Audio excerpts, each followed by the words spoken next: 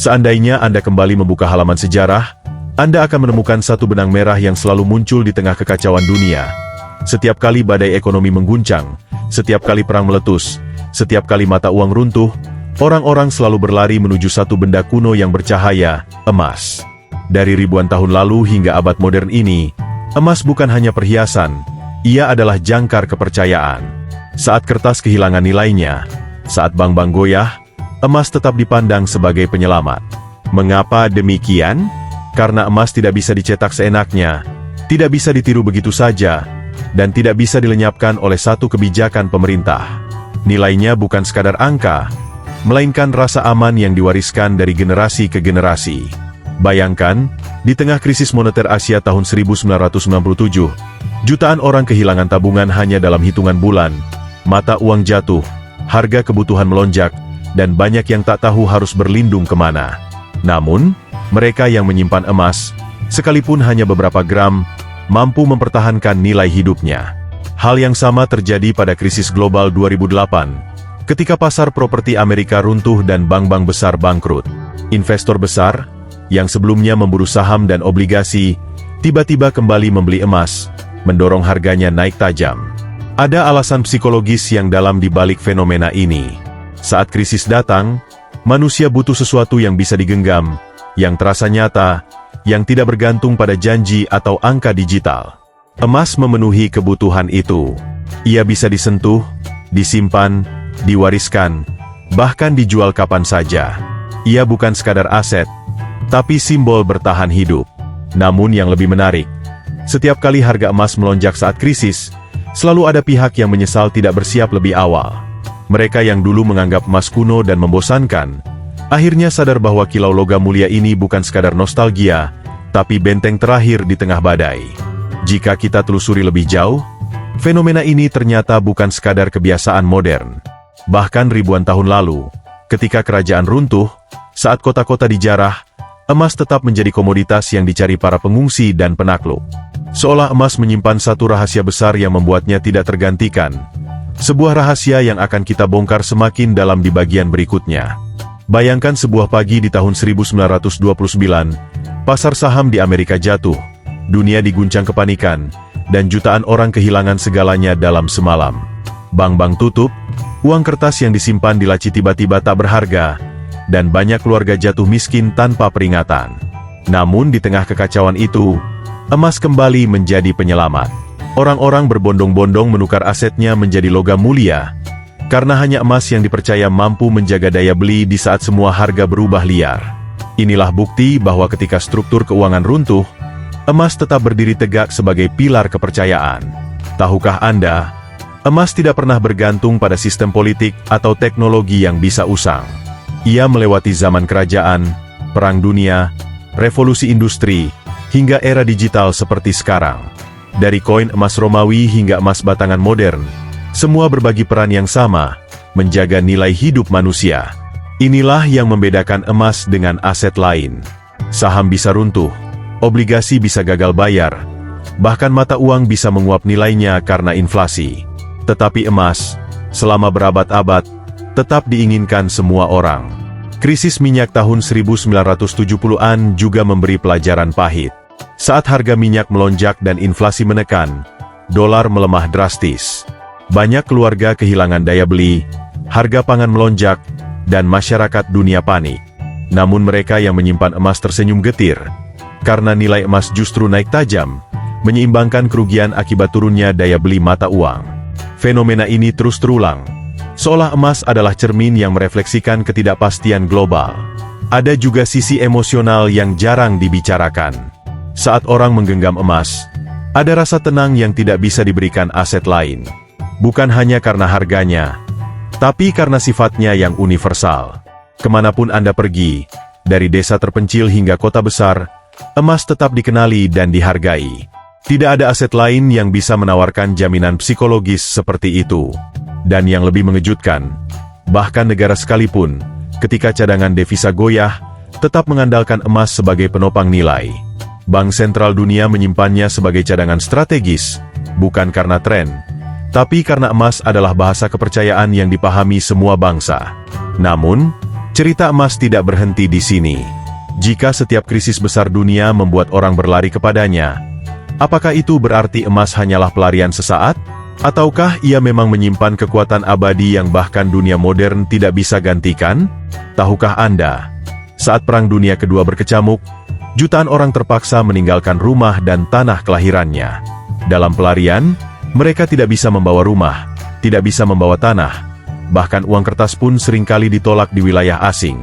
Apa yang mereka bawa? Emas, cincin, kalung, atau koin emas menjadi paspor tak tertulis untuk bertahan hidup. Dengan emas, mereka bisa membeli makanan, menyuap penjaga perbatasan, atau sekadar mendapatkan tempat tinggal sementara. Sejarah kelam itu membuktikan, emas bukan sekadar simbol kekayaan, melainkan alat bertahan hidup yang konkret. Jika kita tarik ke masa kini, polanya tidak banyak berubah. Saat konflik meletus di berbagai belahan dunia, ketika ribuan orang harus mengungsi, emas kembali jadi pegangan. Tidak heran, karena emas memiliki sifat unik, mudah dibawa, tidak mengenal batas negara, dan selalu diterima.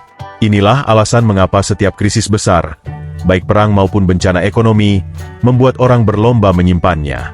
Lihat pula bagaimana emas merespons krisis finansial modern.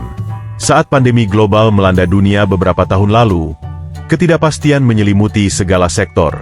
Saham jatuh, usaha gulung tikar, dan pemerintah mencetak uang dalam jumlah besar untuk menyelamatkan ekonomi. Apa yang terjadi? Harga emas melonjak ke level tertinggi dalam sejarah. Investor besar, keluarga kecil, bahkan bank sentral, semua kembali menimbun emas sebagai perlindungan terakhir. Ada satu fakta menarik yang sering terabaikan. Emas selalu berhasil melampaui krisis karena sifatnya yang netral. Ia tidak tunduk pada satu pemerintah, tidak bergantung pada satu teknologi, dan tidak bisa dipalsukan secara sempurna. Sifat netral inilah yang membuatnya dipercaya lintas zaman, lintas budaya, dan lintas peradaban. Namun, yang membuat emas benar-benar berbeda adalah kemampuannya menyatukan nilai masa lalu dengan masa depan. Emas yang disimpan nenek moyang ratusan tahun lalu, masih memiliki arti yang sama ketika diwariskan hari ini. Nilainya tidak hanya bertahan, tapi juga seringkali meningkat. Bayangkan, berapa banyak aset lain yang bisa bertahan dengan konsistensi seperti itu? Tetapi, ada sisi lain yang membuat penasaran. Jika emas begitu kuat, mengapa masih banyak orang yang meremehkannya? Mengapa sebagian memilih mengejar aset modern yang tampak lebih canggih? Padahal setiap krisis selalu membuktikan hal yang sama? Seandainya Anda memperhatikan lebih dalam, setiap kali krisis besar datang, pola yang muncul selalu sama. Awalnya orang meragukan emas, menyebutnya kuno, lalu dalam sekejap mereka justru berebut memilikinya. Fenomena ini terlihat jelas pada dekade terakhir. Saat dunia terpesona oleh aset digital, saham teknologi, hingga mata uang kripto, emas sempat dianggap ketinggalan zaman. Namun begitu pasar ambruk, begitu ketidakpastian membesar, emas kembali naik tahta. Inilah bukti bahwa emas bukan sekadar tren, melainkan fondasi psikologis yang melekat pada naluri manusia. Bayangkan saat kripto jatuh di tahun-tahun penuh gejolak, banyak investor panik, nilai portofolio anjlok, dan rasa percaya diri runtuh. Apa yang mereka cari untuk menenangkan hati? Lagi-lagi emas. Meski tidak memberikan iming-iming profit gila-gilaan, emas memberikan sesuatu yang lebih berharga, rasa aman. Karena pada akhirnya, manusia tidak hanya mengejar untung, tapi juga butuh kepastian. Bahkan di tingkat negara, emas tetap jadi pilihan terakhir. Ketika perang Rusia-Ukraina memicu guncangan global, bank sentral di Asia, Timur Tengah, dan Eropa Timur meningkatkan cadangan emas mereka. Mengapa? Karena mereka tahu, di dunia yang penuh sanksi, embargo, dan gejolak politik, hanya emas yang bisa menjadi penopang universal. Tidak ada mata uang tunggal yang bisa dipercaya semua pihak, tetapi emas selalu diterima, dimanapun. Emas juga menyimpan pesan moral yang jarang dibicarakan. Ia mengingatkan manusia bahwa segala bentuk inovasi ekonomi bisa rapuh.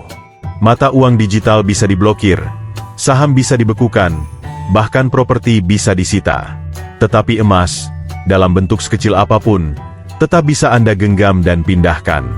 Ia melampaui hukum, melampaui batas, bahkan melampaui zaman. Namun, pertanyaan besar pun muncul. Apakah emas hanya berguna ketika krisis? Ataukah ia juga menyimpan potensi yang tak kalah menarik saat dunia kembali stabil? Sejarah mencatat, setelah setiap krisis, harga emas memang turun perlahan, tapi tak pernah kembali ke titik semula.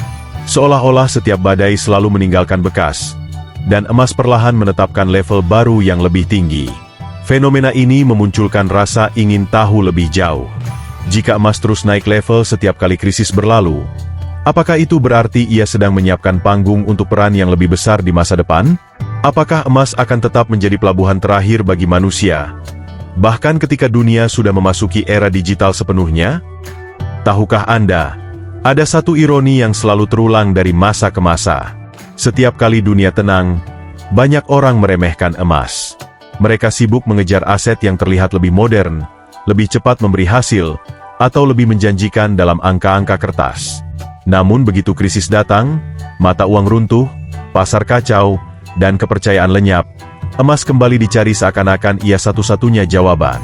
Begitulah siklusnya.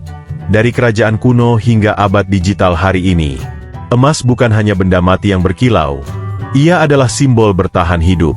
Ia tidak menjanjikan kekayaan instan, tetapi menawarkan kepastian yang tak bisa dipatahkan.